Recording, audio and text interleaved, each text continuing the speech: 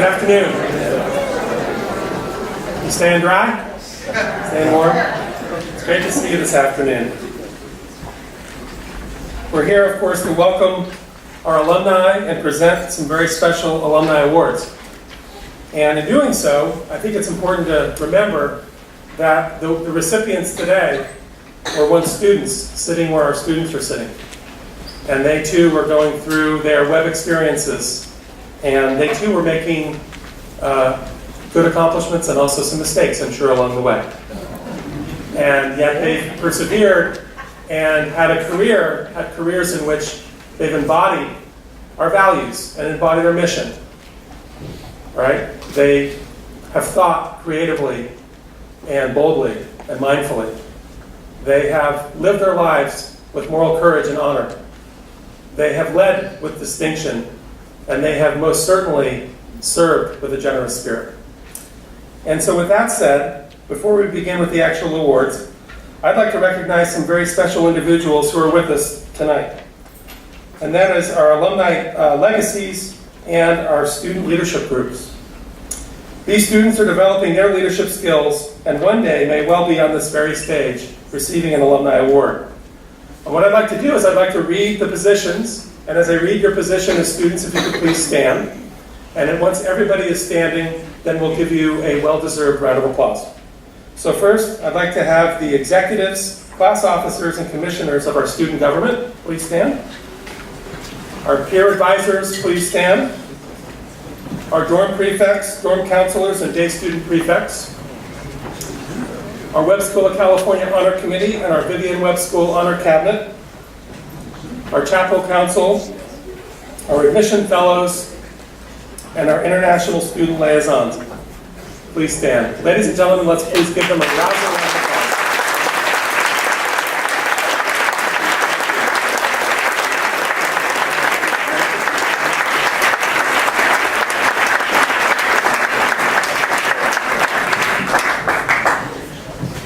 So we're going to go ahead and get started with the awards, and it's my great honor and privilege to turn the podium over to a personal hero of mine, the leader of the Webb Alumni Council, Mr. Doug Gregg, and also a member at large, Ms. Colleen Martinez. Ladies and gentlemen, Mr. Doug Gregg.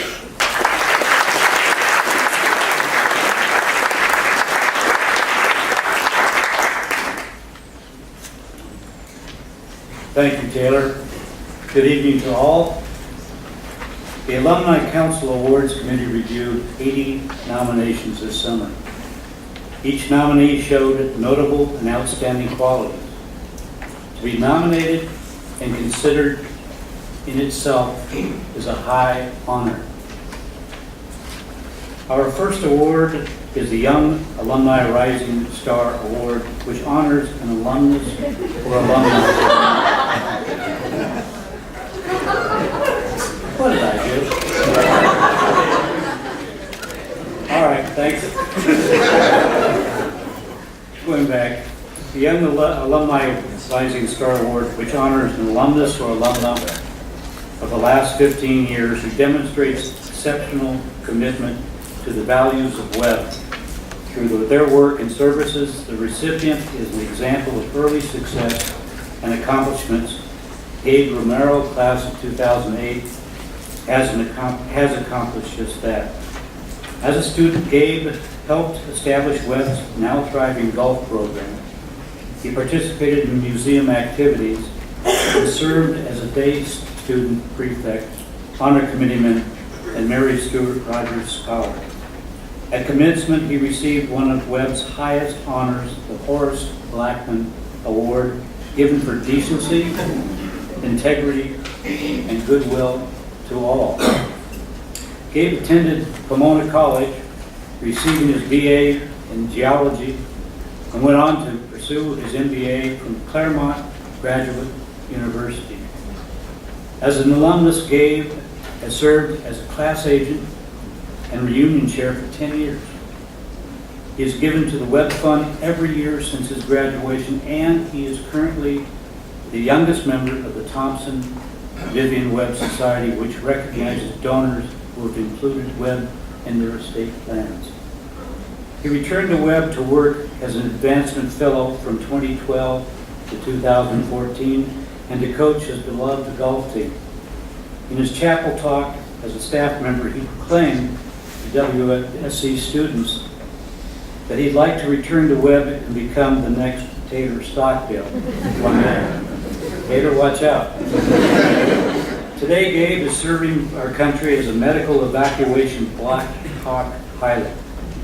In 2017, he completed an 8-month deployment in northern Afghanistan, working as a dust-off pilot with the 16th Combat Aviation Brigade. Gabe ran the day-to-day operations for the NATO Special Operations Medevac coverage in northern Afghanistan. He is on call for any NATO Special Operations Command mission conducted in the north. In total, he conducted medevac coverage for over 30 air assaults and saved more than 50 patients, often conducting combat dust landings under a low illumination to contested landing zones with the enemy present. He is now based in Fairbanks, Alaska, and recently married his lovely wife, Max. Gabe, congratulations on all your successes. Would you please join me and Taylor on the stage to receive the 2018 Young Alumni Award, Rising Award, please.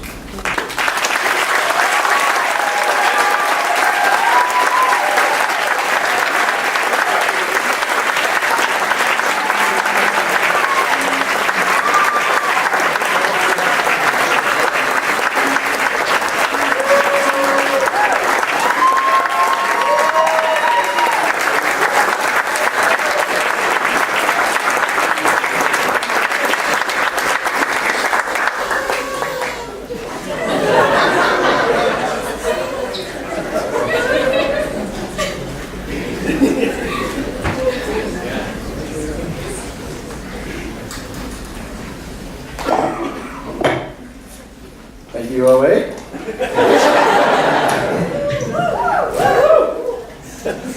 Thank you very much, all. It is such an honor to be standing up here on stage accepting this award, representing young alumni, when so many in the audience and in our class have accomplished so much.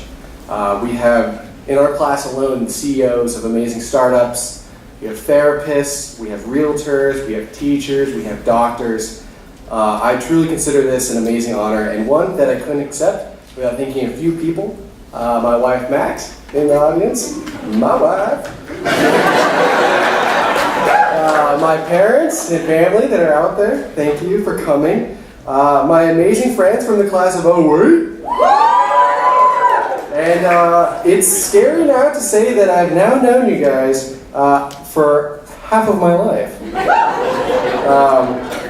Teachers at Webb, so I see a couple of them out there, and former co-workers in the development office and advancement office, and of course Webb itself. None of this would be possible without coming to a school like Webb. This place will always have my eternal gratitude for being the place that nurtured me in my youth and guided my principles well into adulthood.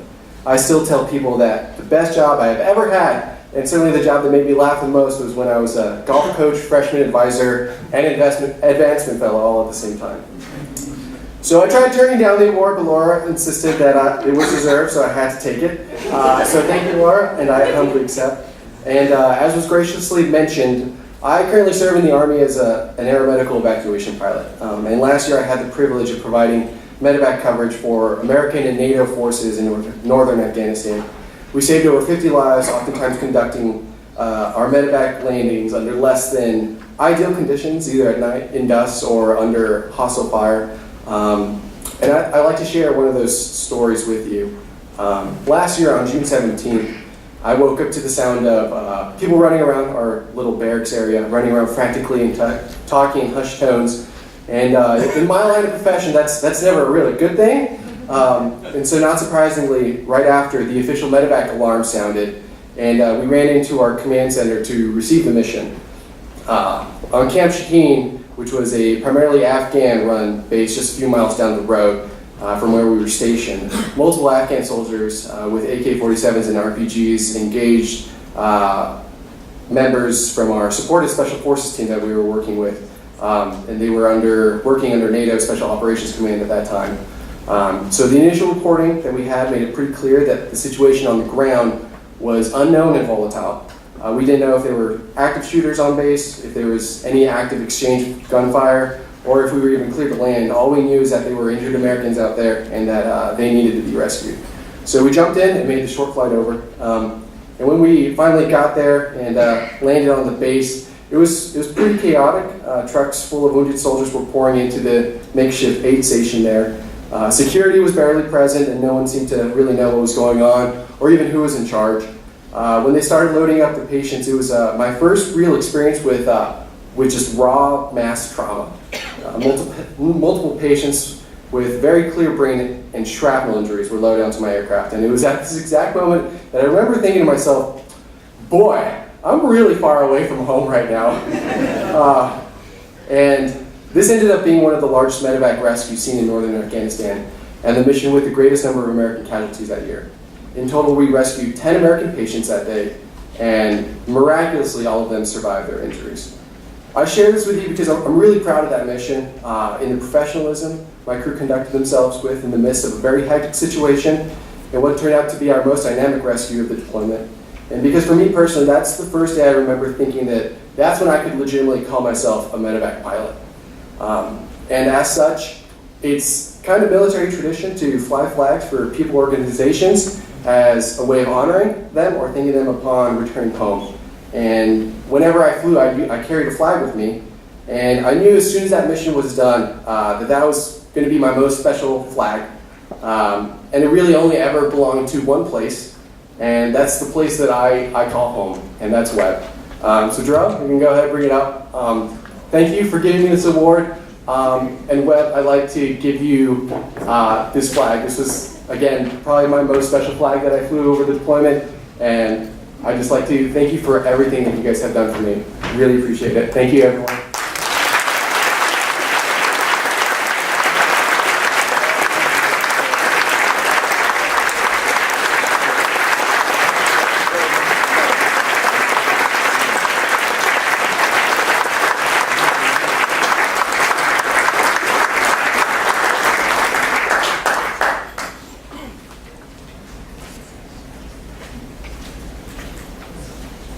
I would like now to introduce my council colleague, Colleen Martinez. Thank you.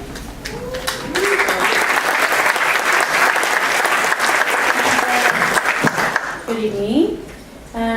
The Alumni Outstanding Achievement Award honors an alumnus or alumna who demonstrates exceptional achievement in their chosen field. With this award, we also recognize alumni who have used their success to bring good to the greater world while maintaining their connection to Webb. Blake Brown, class of 1968, personifies all this and more. For over 30 years, he served as president and owner of John Tillman Company, the largest and most trusted brand of protective gear for industrial workers. The company has operations in the United States, Mexico, China, India, and Pakistan. Blake has also served as a Webb trustee since 2014, and during this time has demonstrated exceptional generosity to his alma mater. His efforts have touched every corner of campus, and he is now serving as co-chair for the upcoming Centennial Campaign. The impact of his generosity is especially evident at the Alf Museum. Museum Director Don Lofgren said, Blake's support of the museum has been transformational. Projects like the state-of-the-art research and fossil preparatory labs that Blake and his wife Andrea funded in 2012 and 2013 have helped the Alf Museum achieve world-class status and fueled ongoing research and discovery for students, faculty, and visiting paleontologists from around the world. Blake has also been a key supporter for new faculty housing and the recent land purchase that doubled the size of our campus. Earlier today, the Board of Trustees recognized Blake and presented him with the Outstanding Achievement Award.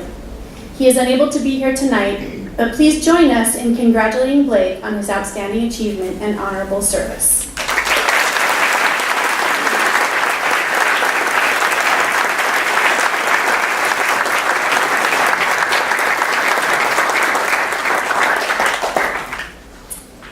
one thinks of Webb's outstanding alumni, this alumna's name immediately pops to mind. She is perhaps one of Webb's most renowned alumni on campus and around the world. Dr. Sandra Lee Rebish, class of '88, operates her own dermatology practice in Upland alongside her husband and business partner, Dr. Jeff Rebish. But she is also widely known as Dr. Pimple Popper, an international social media influencer whose skincare and dermatology-related videos exceed 2 billion views on social media.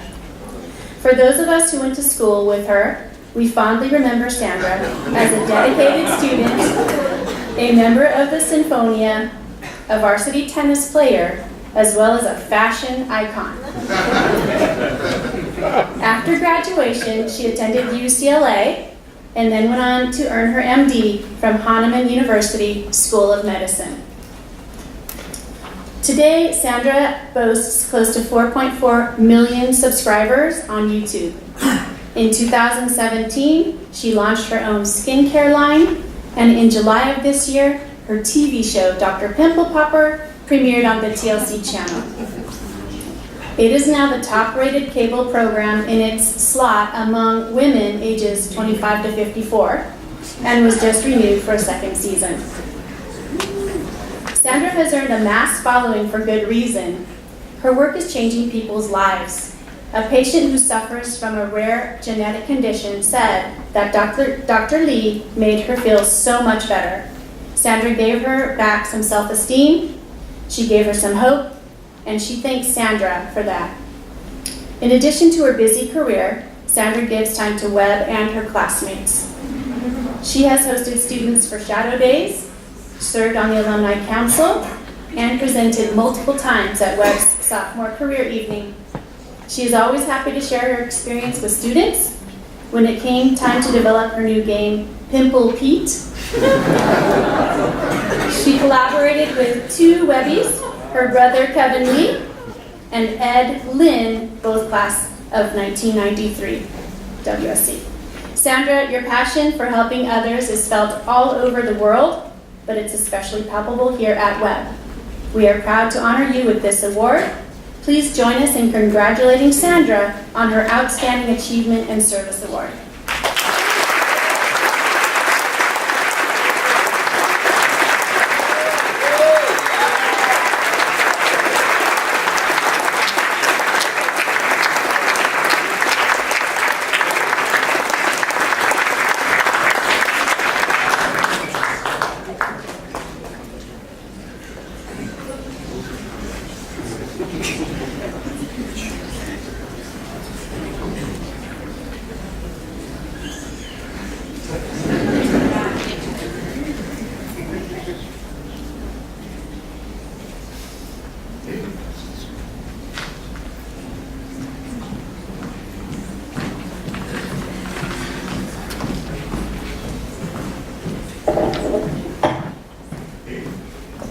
Hello, everybody.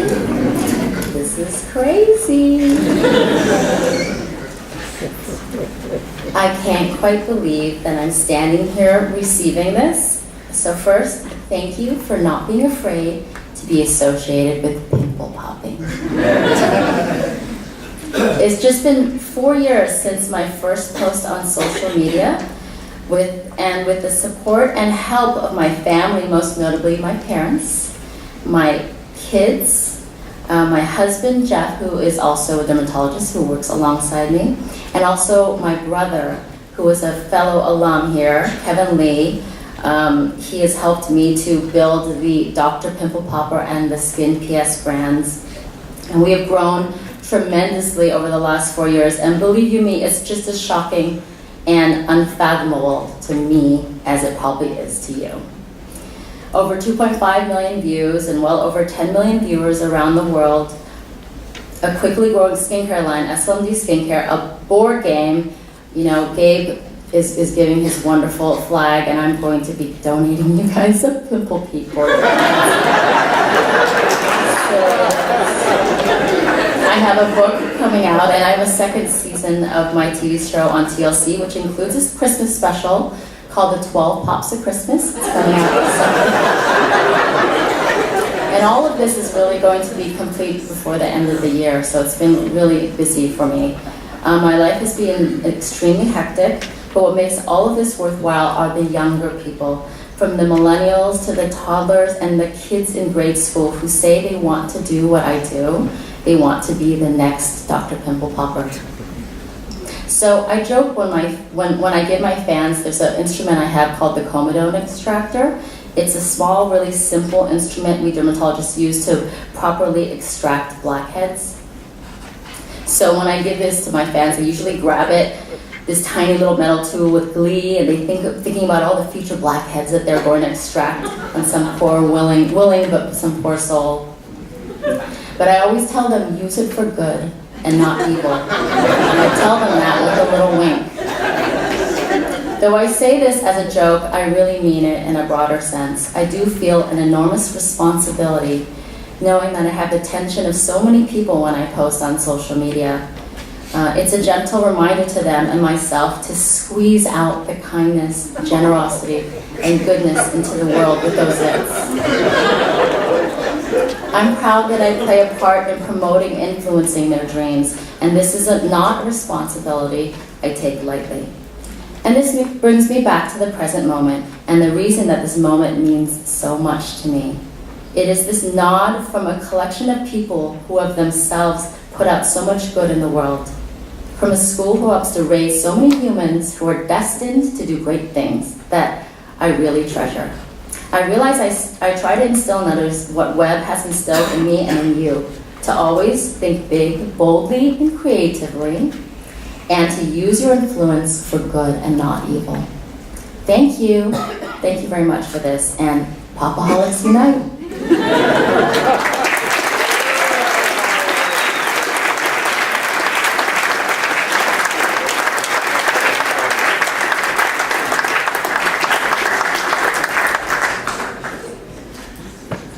I've watched Sandra's show a couple of times, channel flipping, and I want to tell you it's very impressive. She has that patient-doctor relationship and makes up the patient would make me want to go to her with no hesitation. And she really saves the patient's self-esteem, and they feel that respect. Anyway, Sandra, congratulations. The Colborn Distinguished Service Award is named in honor of the legendary Ken Colborn, class of 1947, who served Webb faithfully for decades, including 3 terms as president of the Alumni Council and past chair of the Alumni Weekend. This award recognizes distinguished and significant volunteer service to the Webb School or Alf Museum. Tonight's recipients truly embody Colborn's characteristics. As a Superior Court judge, Jack Sutro, class of 1953, served in a multitude of judicial roles, but has always maintained his commitment to Webb. As a student, Jack received California Scholarship Federation honors for academic achievement. He served as the assistant editor of the school paper and was a member of the Quill and Scroll, a society distinguishing students for their scholarship and literary contributions to campus publication. He also played varsity football, basketball, and baseball. After earning his BA at Stanford and a JD from Harvard, Jack practiced law for 32 years before being appointed to the Superior Court bench in 1993. There he served in several courts, including criminal, civil, family law, probate, and juvenile. During his time as a judge in Marin County, he was elected presiding judge twice. Served as a member of the Marin County Appellate Division. It is no surprise that Jack gives back, dedicating significant time to pro bono legal work and to mentoring others in the legal profession. Jack truly embraced life on the bench and noted that it gave him a chance to be involved in law for the sake of law. The same sentiment is true for his service to Webb. Twice he served as a board member from 1976 to 1984, and again from 1998 to 2009. He has kept his classmates connected as a class agent and co-chaired both his 50th and 60th reunions. He is a constant presence at alumni events and is a member of the Hastings Society in recognition of his consecutive giving. He has supported numerous areas of campus life, including the museum, athletics, and the Performing Arts Center that we are seated in this evening. The Honorable Jack Sutro, please come forward onto the stage to accept your award.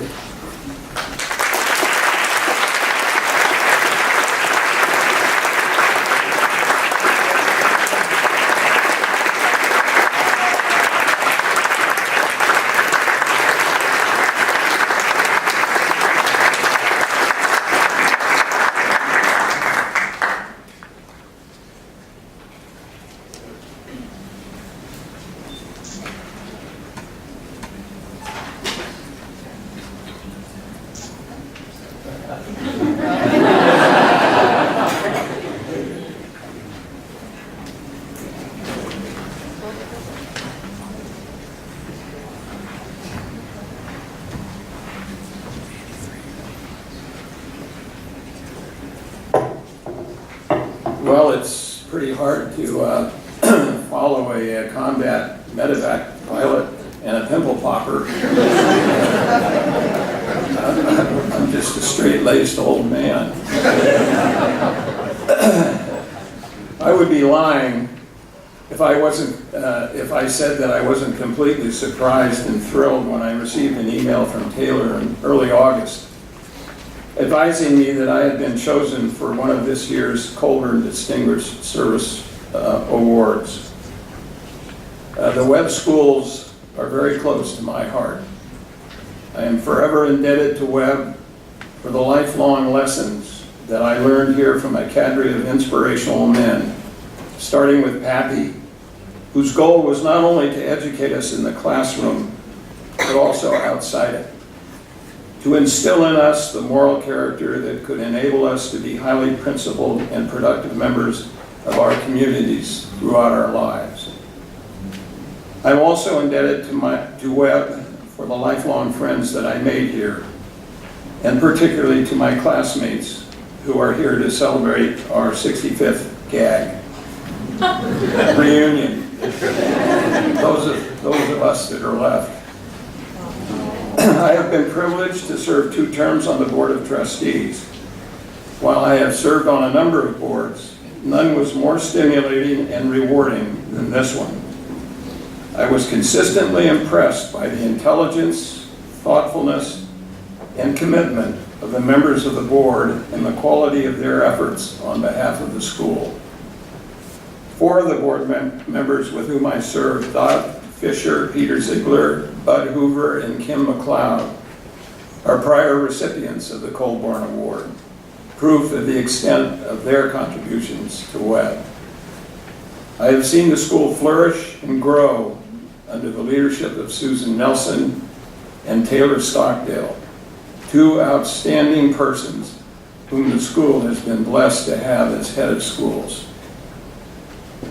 In these turbulent times when so many young people seem to have lost their moral compass and understanding and appreciation of the values for which America stands, Webb is shown as a beacon, continuing as it always has to provide the highest quality education and to inculcate in its students the values that have made America the great country that it is. It was always uplifting for me to be here on the campus. I valued my time on the board and got much more from the school during my tenure than I gave it. I wish to thank Taylor, Chairman of the Board Sanjay Dolakia, and President of the Alumni Council, Doug Gregg, for selecting me for this award. To be in the same company as Ken Colborn and all the other prior recipients of this award is truly an honor that I shall always treasure. Thank you.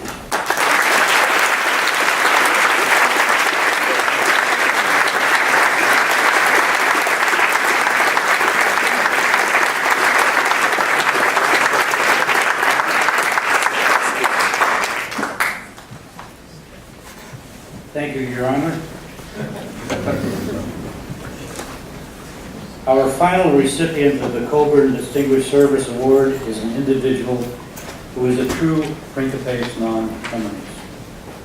His leadership and generosity have left a lasting mark on Webb, Jim Drasdo, class of 1963. In his own words, Jim said, I quote, "I had basically zero contact with Webb from graduation until the early 1990s. I don't remember what brought me back into the fold, but Susan Nelson and later Taylor Stockdale were undoubtedly responsible for it. But I went all in and reluctantly but successfully chaired Webb's Building Character campaign." End quote. From 1994 to 1999, under Jim's leadership, the Building Character campaign reached unprecedented fundraising heights. It secured Webb's future, growing the endowment from $30 million to $10 million. Webb received its first ever 7-figure gift. In fact, 3 7-figure gifts were committed during that campaign, and Webb increased the number of donors by 25% over the previous 5 years. In total, the campaign raised $21 million, surpassing its goal by over $3 million. While at Webb, Jim started the Investment Club with classmates Chris Cutler, Jack Crane, and faculty member Thad Smith, class of 1956. Class agent Dale Bowler remembers them sitting outside a dorm room halfway up the Alamo, reading the stock market pages and planning their next investment. Even though it was just on paper, Mr. Smith made them track their investments daily with notes and graphs. They even had to do a sector analysis, reviewing the airline industry, auto, oil, steel, fashion, and so on. Perhaps this ignited his interest that eventually led to his dream job with the Capital Group companies, an investment management company. On his watch as president, Growth Fund of America went from relative obscurity to being the largest actively managed mutual fund in the country. And Capital Group's growth went from $1.5 billion to more than $1.3 trillion in assets. As a Webb alumnus, Jim has led with truly generous spirit, whether you consider his efforts to attract and retain the best and brightest faculty members through the Barbara Perry Faculty Enrichment Fund, or his commitment to advancing Webb's technology. Jim's influence was undeniable. He was responsible for funding Webb's original digital infrastructure, and when that needed upgrading 15 years later, he made another generous commitment that allowed Webb to rewire the campus with over 8 miles of fiber optic cable.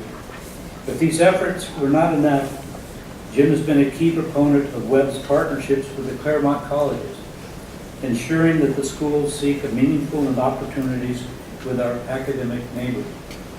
Jim served on Webb's Board of Trustees from 1995 to 2000. In honor of his outstanding lifetime of service.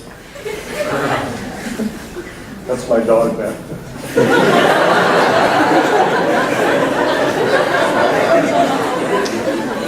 I can't wait to get over this. Jim served on Webb's Board of Trustees from 1995 to 2000. In honor of his outstanding lifetime of service, Webb's board elected him as a lifetime trustee this year. According to Taylor Stockdale, quote, "Jim's contributions to Webb have had a transformative effect on our campus. Students and faculty of multiple generations have benefited and will continue to benefit from Jim Drasco's commitment, generosity, time, and leadership," end of quote. Jim, please come up to the podium to receive your Colborn Distinguished Service Award.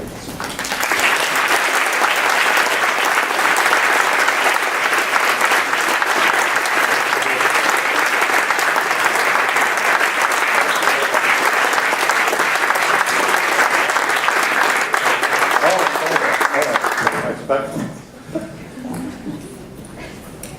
But I can't read my notes. Oh.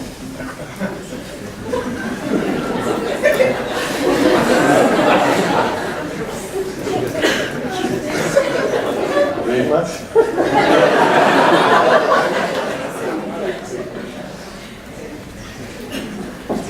Okay, thank you.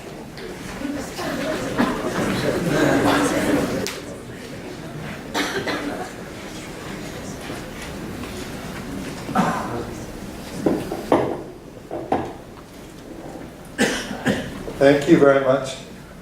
I'm a wanderer. Can you hear me? Is this working? Tonight, when the festivities are over and you're on your way home, you may see a number of gray-haired men wandering around campus. Those are my people. We're not lost, and we're not homeless. We're trying to remember where we parked. Just because our short-term memories are fading, it doesn't mean we don't remember our Webb days really well. In fact, we're prone to attach great significance to some things we did back in the day that perhaps is undeserved, but bear with me. For example, in 1959, 40 years before Napster, I bought a Sony reel-to-reel tape recorder. It would record about 45 minutes of music, play it back. Had a knob, a lever, and a 40-page instruction. Now I have an iPhone. It'll do hundreds of things, any of which would have been a miracle back in the day. But the thing that amazes me, no knob, no lever, and no instruction book. How am I supposed to do anything with this? Gotta rely on my imagination, experimentation, not be afraid to push a button and the wrong thing happens. I gotta collaborate, especially with younger people. If I get stuck, I can do a little research.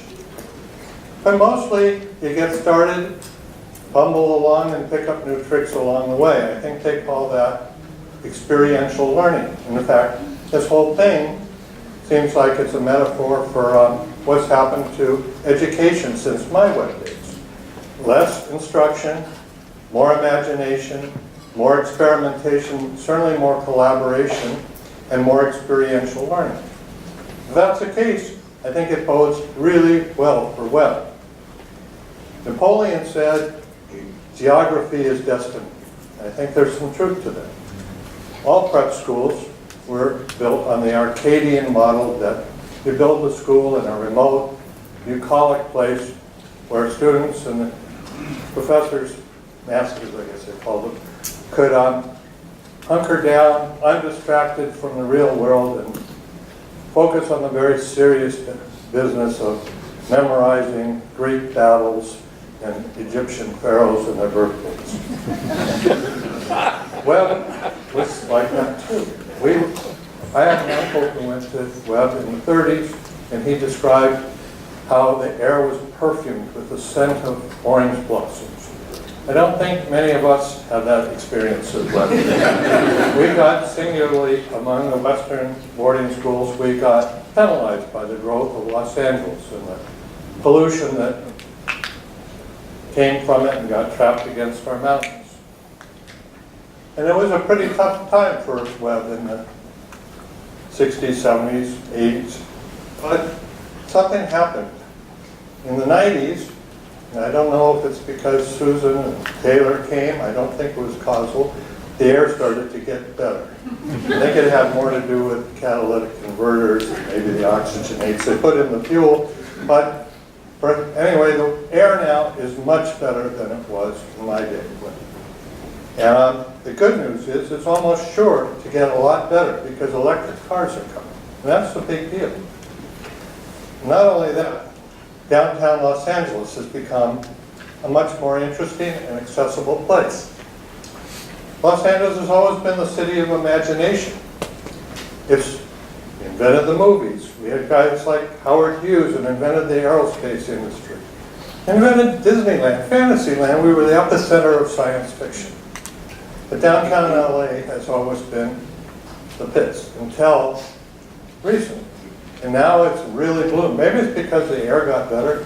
Maybe it's because now you can take the train and be there in less than an hour. But it's a hip and happening place. Not that I'm qualified to opine on that. But I'll tell you, when I go to the Gehry-designed Walt Disney Music Hall and watch Gustavo Dudamel conduct the LA Philharmonic, that's a really big deal. And if I get it, anyway, there's a lot going on downtown LA. A lot better than it used to be. Another thing is that the Claremont colleges have always been great. But now, we're doing stuff with them. Imagine how cool it'd be to learn computer science at Harvey Mudd, or use the Pomona Labs for chemistry. So I think we're in good shape geographically. A guy named Matt Ridley, who's a British author, journalist, said, where's Taylor?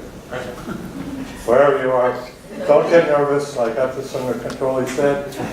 Progress and prosperity happen fastest where ideas are having sex with each other. What he meant is ideas beget other ideas. And when you put a whole bunch of idea generators in close proximity with one another, magic happens. Steve Jobs called it a force field. You could call it buzz. You can call it energy. But it's what explains the Silicon Valley. I think it's what happens at the Claremont colleges. I know it happens at Caltech. If I were locating a school today, that's what I'd want to plug into. And I think we're uniquely situated to do that. And if you look around, I kind of like metaphors, look at what happened in computing. It used to be the computers were in the basement of the corporate headquarters, and they went to the server farm out on, now they're going to the cloud. But the real action isn't just in the cloud, it's on the intelligent edge. And the response times are instantaneous, which when you think about things like self-driving cars, they better not have to wait for a second ring. So intelligent edge is a term I like. And if you think about where do millennials live today, they choose to live in places like Brooklyn. Boom. They're claiming Oakland is the new Brooklyn. They're picking Venice Beach, Los Angeles. They're picking downtown LA. They're picking Pioneer Square in Seattle. Those are all near universities. They're all in cities, and they're all edgy. What are corporations doing today? GE, which invented the corporate, campus in rural Connecticut, closing it down, and they're moving to Boston because they want to be more edgy and able to attract people like you. Hey, good luck with that, by the way. Boeing, not Boeing, I'm sorry, I screwed up. Weyerhaeuser, same neighborhood. They have probably the prettiest corporate campus I've ever seen in rural Washington. I mean, it looked like a national park. Closing it down, they're moving to Pioneer Square in Seattle. It's edgy. Edge is where the action is, you call it out. Do you think maybe someday boarding schools will follow this model? I don't know. And I don't remember what comes next.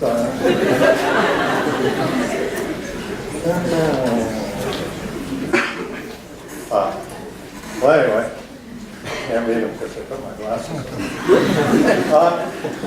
So, I really believe we are geographically well positioned. I think that while we're geographically disadvantaged for 50 years, I think we're now in the catbird seat. And I look forward to and I think equally important, our leadership understands this and we're going to take advantage of it. So I think our next 100 years will be a lot better than the first 100. And the first 100 were pretty great. So with that, Webb's having a, now I take great delight in her improved prospects and how well she's doing, because Webb's a big part of who I am, just like you all are a big part of what Webb is. And so we share in her success, and she's got a big birthday coming up. I'm sure there'll be a campaign, and I hope that we all work together to make the Centennial campaign our communal success. Thank you very much.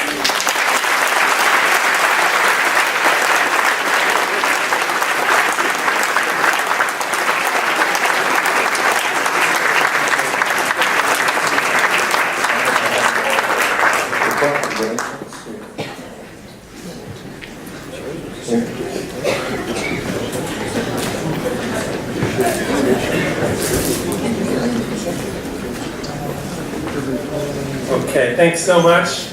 Again, as we started this evening, we were reminded of the fact that this place really is about values, and it's about people. And the values are about thinking boldly, acting with honor and moral courage, leading with distinction, serving with a generous spirit. And we had these remarkable people who embody that mission every day. And with that said, I want to thank you so much for coming out and enjoying the evening. I want to thank our student leaders again. Let's go over to the Price Dining Hall and have a great dinner. Thank you.